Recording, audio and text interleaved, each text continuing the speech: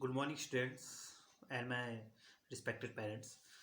जैसे कि मैंने कहा था कि हम ऑनलाइन क्लासेस शुरू करेंगे और उसकी पहली वीडियो में डाल चुका हूँ क्लास 6 के लिए, जिसमें हमने डिस्कस किया था नोइंग ओवर नंबर, संख्याओं की जानकारी। तो क्लास 7 का जो हमारा पहला टॉपिक है मैथ्स में वो है इंटीजर्स, पूर्णांक का। तो जो वीडियो जैसे ही शुरू होगी तो उसका फर्स्ट पार्ट वही रहेगा जो क्लास 6 के लिए मैंने डाला था, क्योंकि बेस वही है, क्योंकि इंटीजर्स का जो बेस है वो इस पूरी वीडियो में आपको क्लियर हो जाएगा और उसके बाद हम एक्सरसाइज पे चलेंगे।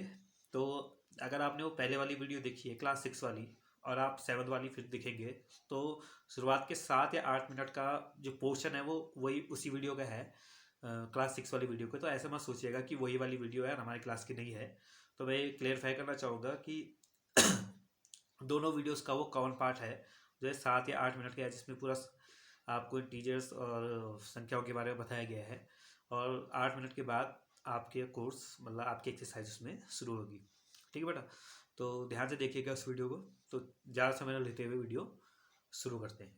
ठीक है, धन्यवाद। देखिए बेटा, आपको सबसे ऊपर दिख रहा होगा नोइंग और नंबर्स, संख्याओं की जानकारी। तो संख्याओं पे हम बाद में जाएंगे, सबसे पहले हम समझेंगे नंबर लाइन। अब नंबर लाइन होती क्या है? तो नंबर लाइन से यहाँ पे मतलब है a line which represents all integers on itself is known as number line. It goes from minus infinite to plus infinite. मतलब कहने का अर्थ ये है कि संख्या रेखा एक ऐसी रेखा है जिसमें हम सभी पूर्णांकों को प्रदर्शित करते हैं, और यह संख्या रेखा आपकी माइनस इन्फिनाइट से प्लस इन्फिनाइट तक जाती है। अब आपने ऊपर एक इस डेफिनेशन में एक चीज़ दिखी होगी कि हमने बात की है इंटीजर्स की। तो आखिर इंटीजर्स होते क्या है?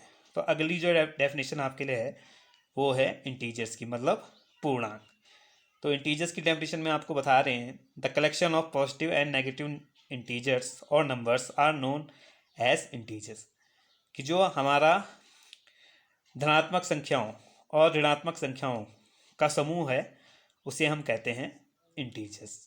जैसे आप नीचे एक एग्जाम्पल देख रहे हैं जिसमें आपको एक नंबर लाइन दिख रही है। आप उसके सेंटर में देखिए, आपको दिख रहा है जीरो। अब जीरो के लेफ्ट में आप चलेंगे तो आपको जो नंबर्स दिख रहे हैं वे सभी माइनस में हैं। तो वे -1 से शुरू होकर माइनस इन्फिनाइट तक जाएंगे और ये सभी कहलाएंगे हमारे नेगेटिव इंटीजर्स, या आप इसे हिंदी में कह सकते हैं ऋणात्मक पूर्णांक। और अगर आप शून्य के, जीरो के राइट साइड में देखेंगे तो आपको यहाँ पे पॉजिटिव इंटीजर्स मिलते हैं जो आपके जाते हैं +1 से प्लस इन्फिनाइट तक। ठीक है, तो मतलब कहने का अर्थ ये है कि जीरो के राइट साइड में आपके पॉजिटिव इंटीजर्स हैं और जीरो के लेफ्ट साइड में आपको मिलेंगे नेगेटिव इंटीजर्स। अब आपके मन में एक सवाल उठ रहा होगा कि आखिर जीरो क्या है, वो पॉजिटिव में आएगा या वो नेगेटिव इंटीजर्स में आएगा? तो आपका जो जीरो होता है बेटा वो होता है आपका न्यूट्रल, ना ही वो पॉजिटिव इंटीजर्स में आता है और ना ही नेगेटिव इंटीजर्स में।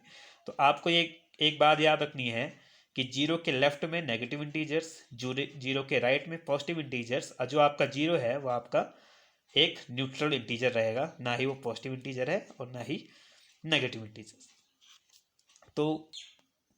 तो बात करते हैं अब आपके नंबर्स की, पॉजिटिव इंटीजर्स की। अभी फ़िलहाल आपको पॉजिटिव इंटीजर्स या नंबर्स का ही काम है।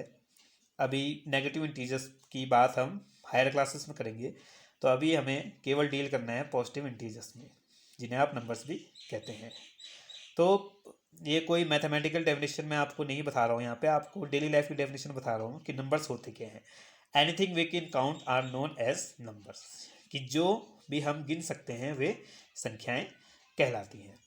ठीक है, अब टाइप्स ऑफ नंबर्स, मतलब नंबर्स कितने प्रकार के होते हैं? तो बेटा नंबर्स मुख्यतः 2 प्रकार के होते हैं। Basically number are of 2 types. जैसा आप देख ही रहे हैं, नेचुरल नंबर और दूसरा है हमारा होल नंबर। तो नेचुरल नंबर देखिए क्या होते हैं। नेचुरल नंबर वो होते हैं जो संख्या रेखा पर 1 से शुरू होते हैं और प्लस इन्फाइनाइट तक जाते हैं। और होल नंबर यानी कि आपकी पूर्ण संख्याएं क्या होती हैं, जो आपकी संख्या रेखा पर 0 से शुरू होती है और प्लस इन्फाइनाइट तक जाती है, मतलब अनंत तक जाती है। तो नेचुरल नंबर जो आपकी प्राकृतिक संख्याएं हैं और होल नंबर जो आपकी पूर्ण संख्याएं हैं, उनमें एक ही चीज़ का फ़र्क है कि जो नेचुरल नंबर प्राकृतिक संख्याएं हैं वो 1 से शुरू होकर इन्फिनाइट तक जाती हैं, और जो होल नंबर है वो 0 से स्टार्ट होकर इन्फिनाइट तक जाती है। अब बात कर लेते हैं अदर टाइप्स ऑफ नंबर की। ठीक है, मुख्य रूप से आपको 2 प्रकार की संख्या होती है, नेचुरल नंबर और होल नंबर, पर अन्य प्रकार की संख्याएं भी आपको इसमें हम बता रहे हैं। तो पहला आता है आपको इसमें ऑड नंबर। ऑड नंबर वो होते हैं बेटा जो 2 के टेबल में नहीं आते या 2 के फैक्टर्स नहीं होते।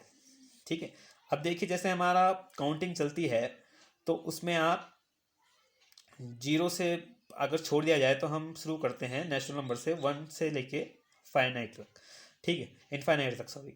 तो 1 प्लस 1 के बाद 2, फिर 3, 4, 5, 6, 7, 8 ऐसे चलता है। तो ये सीक्वेंस किसका बनता है आपका, जैसे 1 है तो 1 आपका सीक्वेंस बनेगा पहले ऑड, फिर 2 इवन, फिर ऑड, फिर इवन, मतलब 1, 3, 5, 7, 9 ये सारी संख्याएं क्या होंगी, ऑड होंगी। और इवन नंबर क्या होंगे, 2, 4, 6, 8, 10। जैसे आप ऊपर संख्या रखा में देखें कि 1 ऑड आया, फिर 2 इवन, फिर 3 ऑड आया, फिर 4 इवन, 5 ऑड, 6 इवन। तो इस तरीके से सीरीज बढ़ती रहती है। तो ऑड नंबर क्या होते हैं, वे नंबर्स जो केवल 2 से डिवाइड नहीं होते। इवन नंबर वही नंबर जो 2 से डिवाइड होते हैं या 2 के फैक्टर होते हैं या 2 के टेबल में आते हैं, जैसे 2, 4, 6, 8, 10 एंड सो ऑन। अगला चलते हैं हम प्राइम नंबर पे। प्राइम नंबर मतलब होता है आपका प्राइम नंबर वो होते हैं बेटा जो केवल अपने ही टेबल में आते हैं, वे किसी दूसरी संख्या के टेबल में नहीं आते हैं। जैसे 2, 4, जैसे सॉरी माफ़ कीजिएगा 2, 3, 5, 7, 11, 13, 17, 19, 23, 29, 31। ठीक है, ये सब प्राइम नंबर हैं जो केवल अपने ही टेबल में आते हैं, किसी और संख्या की टेबल में ये नहीं आते। अगला है आपका composite number. Composite number prime number का अपोजिट होते हैं। ठीक है, इन्हें भाज्य संख्याएं भी कहते हैं, जो अपने टेबल में आने के साथ साथ और संख्याओं के टेबल में भी आते हैं। टेबल मतलब होता है आपका पहाड़, जैसे 4, 6, 8, 9, 10 ऐसी संख्याएं हैं जो अपने टेबल में आने के साथ साथ अन्य टेबलों में भी आते हैं। अगला है आपका रेशनल नंबर। रेशनल नंबर क्या होता है, तो रेशनल नंबर की आप डेफिनेशन लिख लीजिएगा कि a number that can be expressed in the form of p upon q where p and q are integers and q is not equal to 0 are known as rational number. ठीक है, तो मतलब परिमेय संख्या वह होती हैं जो p बटा q के रूप में निरूपित की जाती हैं, जहाँ पे आपके p और q इंटीजर्स यानी कि पूर्णांक होते हैं, q हमेशा 0 के बराबर नहीं होगा। ठीक है, तो वे आपके रेशनल नंबर या फिर परिमेय संख्या कहलाती है। फॉर एग्जाम्पल आपको दे रखा है -1/5 कॉमा -2 अपॉन -5 और लास्ट एग्जाम्पल आपका 3/-2। तो इन सब में आप देखिए कि पी, तो देखिए बेटा आपको रेशनल नंबर समझ आ चुका होगा। रेशनल नंबर को हम p/q की फॉर्म में लिखते हैं, जहाँ पे p और q आपके इंटीजर्स होते हैं जिन्हें पूर्णांक कहते हैं। ठीक है, और उसका q जो होता है वो नॉट इक्वल टू 0 होगा। ठीक है, मतलब 0 के बराबर नहीं होगा, या तो कोई पॉजिटिव नंबर होगा या फिर नेगेटिव नंबर होगा। ठीक है, अब रेशनल नंबर से पहले आपने फ्रैक्शन भी पढ़ा होगा। फ्रैक्शन में 2 चीज़ें होती थी, ऊपर न्यूमरेटर होता था और नीचे होता था आपका डिनोमिनेटर। ठीक है, तो डिनोमिनेटर और क्यू एक ही चीज़ है। ठीक है, इसमें आपको नीचे वाले को क्या बताया उन्होंने, क्यू बताया है, और फ्रैक्शन में वो क्या होता है, डिनोमिनेटर होता है। ठीक है, तो कहने का अर्थ वही है कि जो नीचे वाला अंक होगा, जो आपका डिनोमिनेटर होगा ये या आपका क्यू होगा, वो 0 के बराबर कभी नहीं होगा। ठीक है, अगर वो 0 होता है तो रेशनल नंबर नहीं होगा। ठीक है, पर अगर 0 के बराबर नहीं होता तो रेशनल नंबर होता है। ठीक है, अब आपके मन में एक प्रश्न उठ रहा होगा कि क्या 1, 2, 3, 0, 5, 7, 8 रेशनल नंबर होंगे। ठीक है, तो ऐसे देखने में तो रेशनल नंबर लग नहीं रही है। ठीक है, क्योंकि वो तो होते हैं p/q की फॉर्म में।